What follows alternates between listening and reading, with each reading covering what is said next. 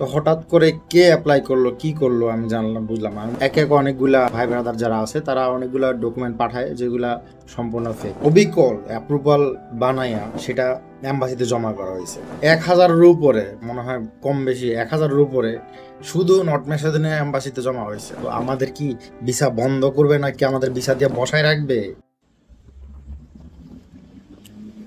Serbia Macedonia বন্ধ embassy থেকে বলা হয়েছে। কে বলছে? নর্থ ম্যাসেডোনিয়া অ্যাম্বাসাডার যে আছে স্লোবোদান, সে বলছে BD24 কে। এখন কথা হলো যে নিউজটা কতটুকু সত্যটা জানতে হলে আপনাদের সম্পূর্ণ ভিডিওটা দেখতে হবে। প্রায় 15-20 দিন আগে আমার কাছে নর্থ ম্যাসেডোনিয়া অ্যাম্বাসি থেকে একটা কল আসার পরে আমার অনারি কনসাল যে আছে উনি আমাকে জিজ্ঞেস করতেছে যে তোমার কোম্পানিতে 17 জন লোক অ্যাপ্লাই করা হয়েছে, তুমি কি জানো? আমি চিন্তা করলাম যে আমার কোম্পানি প্রায় 1 বছর ধরে আমি কোনো লোক টোক নেই না, বা আমার কোম্পানিতে প্রথম যে 50 জন লোক নিয়েছিলাম তারা সবাই চলে গেছে। তারপর থেকে আমার কোম্পানিতে আর আমি কোনো লোক টোক নেই। তো হঠাৎ করে কে অ্যাপ্লাই করলো কি করলো আমি জানলাম বুঝলাম। আমি বললাম যে না, আমি তো কোনো কারোর জন্য অ্যাপ্লাই করি নাই, তাইলে জিনিসটা হচ্ছে সম্পূর্ণ ফেক। তারপরে আমার কাছে আরো এক এক অনেকগুলা ভাই ব্রাদার যারা আছে তারা অনেকগুলা ডকুমেন্ট পাঠায় যেগুলা সম্পূর্ণ ফেক। এখন কথা হলো, একটা কোম্পানি, যে কোম্পানিটা আমি 1 বছর ধরে মোটামুটি ম্যান পাওয়ার মানে লোক নিচ্ছি না, শুধু অন্য বিজনেসগুলো আমার চলতেছে, সেই কোম্পানিতে অবিকল অ্যাপ্রুভাল বানাইয়া সেটা এম্বাসিতে জমা করা হয়েছে। এখন এটা শুধু আমার কথা বললাম, তারপর আমি খোঁজ নিলাম যে এরকম প্রায় 1000-এর উপরে মনে হয় কম বেশি 1000-এর উপরে শুধু নর্থ ম্যাসেডোনিয়া এম্বাসিতে জমা হয়েছে। সার্বিয়া এম্বাসিতে শুধু ভুয়া অ্যাপ্রুভাল সহকারে প্রায় 4000-এর উপরে অ্যাপ্লিকেশন করা হয়েছে। তো আমাদের কি ভিসা বন্ধ করবে নাকি আমাদের ভিসা দিয়ে বসায় রাখবে? আর সবচেয়ে বড় দোষী কে জানি না, আমরা নিজেরা। আমি আপনাদের বলছিলাম যে আমি দেখেন, আপনাদের একটা ভ্যাকেন্সি যখন আসে, 50টা ভ্যাকেন্সি আসলে আমি 50টা মনে করেন 30টা নেই, তারপর 20টা পরিচিত কারো থাকলে তাদের থেকে। আর আমার তো কারো কাছে চাইতে হয় না, কারণ হচ্ছে যে লোকগুলো আমি পাঠাইছি তাদের আত্মীয় স্বজন আছে, 1 জন 2 জন 3 5 জন করে অনেক লোক। কারণ আমরা কম বেশি প্রত্যেকটা ফ্যামিলি থেকে আমরা বাইরে যাইতে চাই, প্রত্যেকটা ফ্যামিলি থেকে ইউরোপে যাইতে চাই। এখন কিছু বোকাচোদা এজেন্সি আছে, যে এজেন্সিগুলো 50,000 টাকার লোভে ফাইল নিয়ে পরে ফরওয়ার্ড করে দেয়, দিন শেষ যায় দেয়, তাদের বাড়িঘর নাই, কিচ্ছু নাই, ভিক্ষা করে খায়। আমার কথা হলো, যদি অসুস্থ যদি ফ্যামিলি দুর্বল হয় তাহলে আমাদের জানাইলে আমরা সেটেলমেন্ট করতে পারি। তারপর দেখেন, আমার 50টা ভ্যাকেন্সির জন্য আমার কাছে প্রায় মিনিমাম কম করলে 5 থেকে 6,000 লোকের ফাইল সবাই দিতে চায়। এখন চিন্তা করেন, আমি যদি 1 লাখ বা 2 লাখ করে নেই, তাহলে এই 6,000 ফাইলে কত টাকা হবে? আমি আপনাদের না করে দিচ্ছি যে ভাইয়া আমার কাছে ভ্যাকেন্সি নাই। আপনারা এরপর রিকোয়েস্ট করে যাচ্ছেন, আপনাদের আত্মীয় স্বজনদের ফোন করাইতেছেন, ডিআইজি দিয়া, এই দিয়া সেই দিয়া, বাংলাদেশের মনে করেন যে নাম করা ব্যক্তিত্ব। এখন আমার কাছে যদি ভ্যাকেন্সি না থাকে আমি কি এটা বানাবো ভাইয়া? আপনার ফাইলটা নিয়ে কি অফিসে ভালো রাখলে এটা আপনাদের জন্য ভালো হবে? তো আমি সবসময় বলি যে ভাই, আপনারা দেখেন, এই যে আপনার সুযোগটা আপনারা করে দিতেছেন, আমি হয়তো আমার দরকার নাই, আমি না করে দিচ্ছি, কিন্তু অন্য এজেন্সিটাকে না করবে, তারা 1 লাখ 2 লাখ টাকার জন্য ফাইলটা তো আপনি নিয়ে অফিসে ভালাই রাখবে 6 মাস 1 বছর 2 বছর। তো আলটিমেটলি পরে কোনো না কোনোভাবে আপনার প্রতারিত হবে। তো সেই জন্য আপনি যদি কেউ না বলে, তাহলে আপনি বুঝতে হবে যে না, অন্য কাউরিতে রিকোয়েস্ট করানোর দরকার নেই। আপনি অপেক্ষা করবেন যে নতুন ভ্যাকেন্সি কখন আসে, যোগাযোগ রাখবেন, আন্ডারস্ট্যান্ডিং করে তোলার পর আপনারা পাবেন। দ্বিতীয় কথা হচ্ছে যে এই যে ফেক অ্যাপ্রুভাল, এগুলা করে আপনাদের লাভটা কি?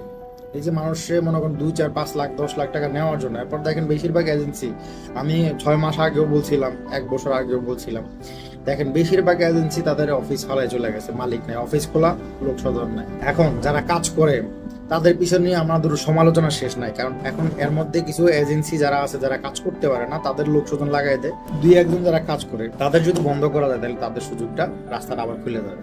তো সুযোগটা আলটিমেটলি আপনারা দিতেছেন। তারপর আপনারাই আবার কমপ্লেন করবেন যে ভাই এই হয়েছে সে হয়েছে, 3 বছর 4 বছর 10 লাখ ধরা গেছে, 12 লাখ ধরা গেছে। তো এটা কেন করবেন আপনারা? আপনার খোঁজ খবর রাখেন, ভালো করে খোঁজ খবর রাখেন, 6 মাস 3 মাস ভালো করে খোঁজ নেন, নিয়ে তারপর ফাইল জমা দেন। ভালো একজন যে কিনা কার মোটামুটি তার ডিরেক্ট কানেকশন আছে, ওই মাঝখানে 3rd party 4th party 5 party ওইগুলো বাদ দেন, বাদ দিয়ে কমাই নেন, নিজে অ্যাপ্লাই করেন। নিজে আপনি দেশের জব এজেন্সিগুলোতে আপনাকে দেখবেন যে রিক্রুটমেন্ট এজেন্সি এটা সেটা লেখা আছে, সার্চ দেন, গুগলে সার্চ দিয়ে অ্যাপ্লাই করতে থাকেন। 1000 অ্যাপ্লাই করেন, 1-2টা দিন রিপ্লাই পাবেনই আপনি। তাহলে কেন আপনাদের এই সুযোগগুলো নিতে হবে? তারপরে দেখেন যে 3 জন যাত্রী আমাদের ফেরত আসছে, 3 জন যাত্রী বা 4 জনের মধ্যে 3 জন হলো সাইদ রোমানিয়া।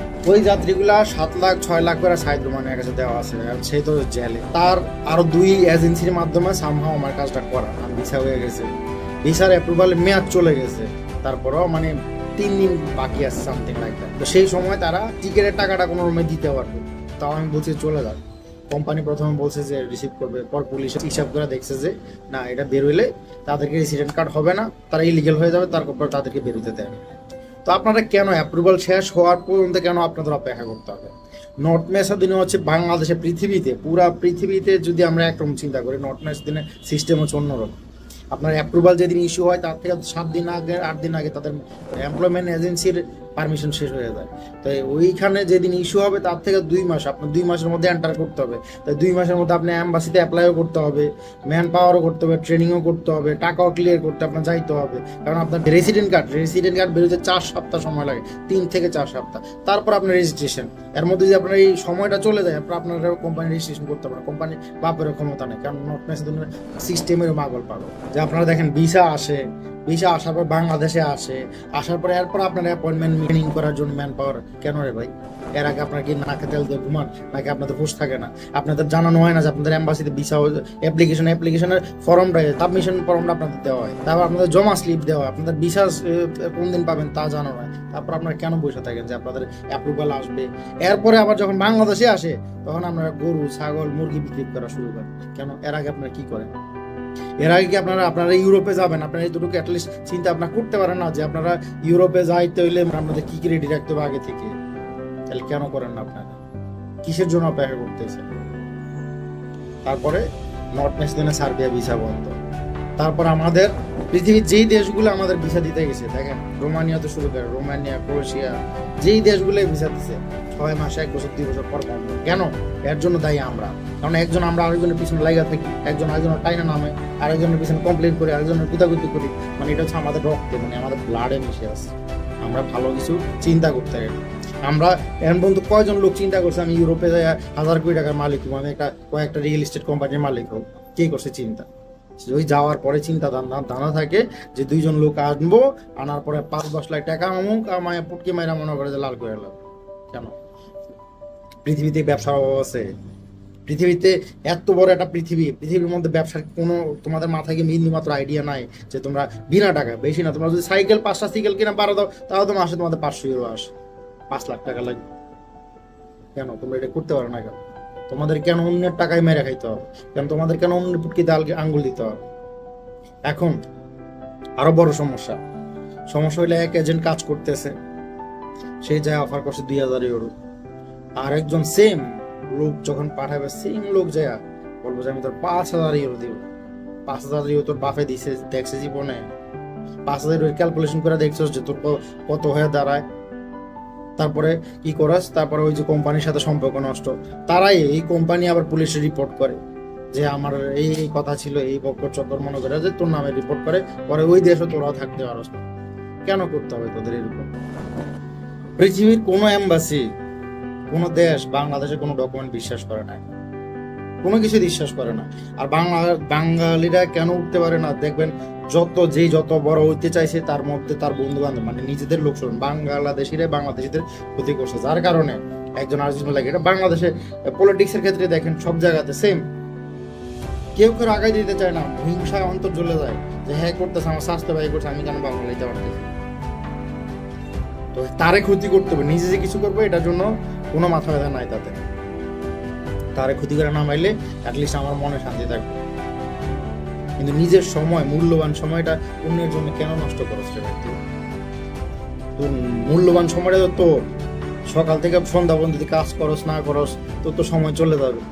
সময় তো বসে থাকবে না, তাইলে কেন তুই বসে থাকবি? কেন তুই একটা ছোট্ট 2-4টা কোম্পানির লগে কাজ কর, 2-4টা কোম্পানির সাথে কন্ট্যাক্ট কর, যে তাদেরকে ক্লায়েন্ট দিবে, এটা করবে সেটা করবে, কমিশনের টাকা হয়তো ভালো টাকা পাওয়া যায়।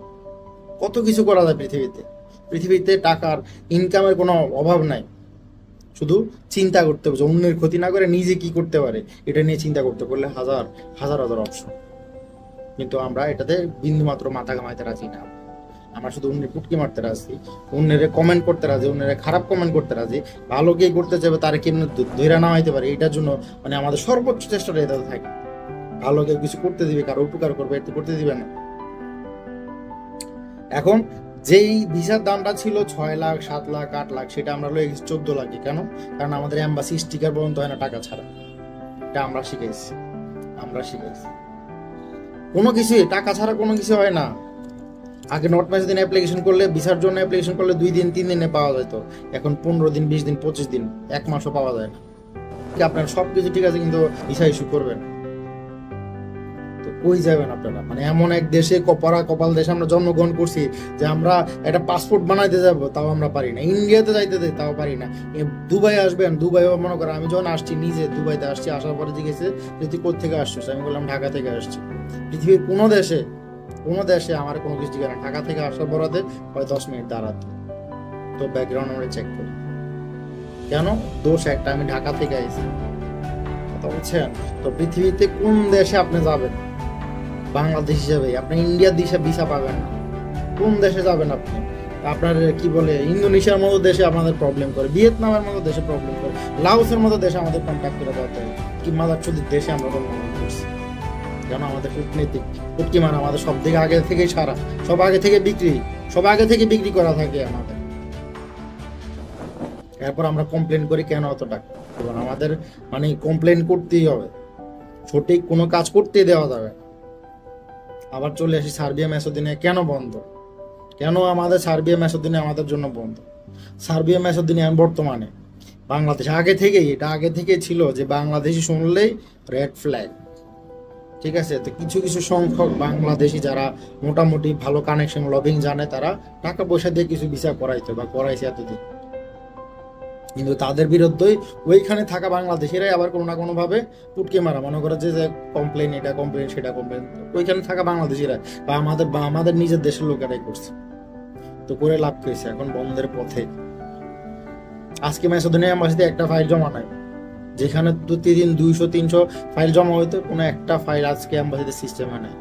নর্থ ম্যাসেডোনিয়া এম্বাসিতে, সার্বিয়াতে সেম। কেন? কোনো ডকুমেন্ট এখন নিতে চায় না। 4000-এর উপরে পাসপোর্ট এখনো সার্বিয়ার এম্বাসিতে আটকানো আছে। যাক, অনেক কথা বললাম, এখন আবার বলি যে কেন নর্থ ম্যাসেডোনিয়া সার্বিয়ার এম্বাসি বন্ধ আমাদের জন্য, বা ভিসা কেন বন্ধ। কথা হচ্ছে এখন শুধু নর্থ ম্যাসেডোনিয়া এবং সার্বিয়াতে যেই কোম্পানিগুলা মানে হাত লম্বা, বা যাদের মনে করেন যে শুধু গভর্নমেন্ট প্রজেক্টে জড়িত, বা মনে করেন যে খুবই পাওয়ারফুল ওইখানকার পলিটিক্যাল কোনো পজিশনের সাথে, শুধু কিছু সংখ্যক কোম্পানি, নামমাত্র কোম্পানি শুধু অ্যাপ্রুভাল আনতে হবে। বাকিগুলা বর্তমানে বাংলাদেশিদের জন্য, ইন্ডিয়াদের জন্য দেন, নেপালের জন্য দেন, তারা নিজেরা মানে কোম্পানি আপনাদের জন্য পে করবে, কোম্পানি আপনার প্রতি মাসে টাকা দিবে, কিন্তু বাংলাদেশি নিতে রাজি না তারা। বাংলাদেশি শুনলেই ক্রস, যত বড় কোম্পানি আছে, এম্বাসি, পুলিশ, যত যে কারো কাছে যে শোনাইতে পারবো না বাংলাদেশি নাম।